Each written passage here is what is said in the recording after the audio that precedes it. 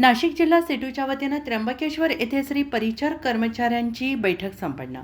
त्र्यंबकेश्वर येथे नाशिक जिल्हा श्री परिचार कर्मचारी संघटना सेटू यांच्या वतीने श्री परिचार कर्मचाऱ्यांच्या प्रलंबित प्रश्नांबाबत महत्त्वपूर्ण बैठक आयोजित करण्यात आली होती। या बैठकीत सेटूचे जिल्हा सचिव कॉम्रेड देविदास आडोळे यांनी मार्गदर्शन करताना सांगितले की सरकारचे धोरण कामगार विरोधी असल्यामुळे श्री परिचार कर्मचाऱ्यांना न्याय मिळवण्यासाठी सातत्याने आंदोलन करावे लागेल।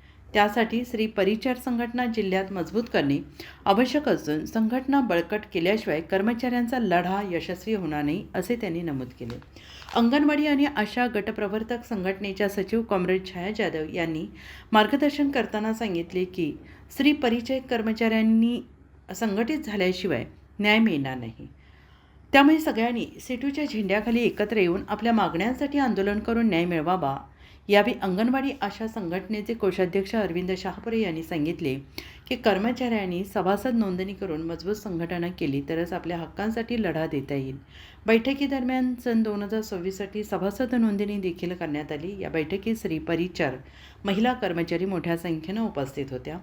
उत्तर महाराष्ट्र न्यूज नेटवर्कसाठी पांडुरंग विराळ, प्रतिनिधी सुरगाणा पेठ। संघटना तुम्हाला मदत करणार नाही, तुमचे प्रश्न सोडवण्यासाठी उतरणार नाही। सर्वांनी एक गोष्ट लक्षात ठेवायची आहे, आपण आता CITच्या नेतृत्वाखाली आपण सभासद झालेलो आहोत। कुठलाही प्रश्न असेल, काहीही तुम्हाला विचारायचं असेल तर तुम्ही केव्हाही मला फोन केला तर चालेल।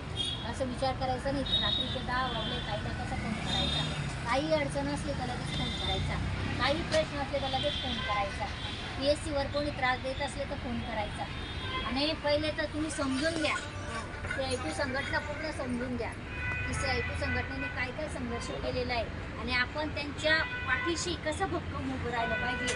कारण की आज 3000 रुपयाचा जर विचार केला तर 3000 रुपयामध्ये भागत नाही, भागतं का?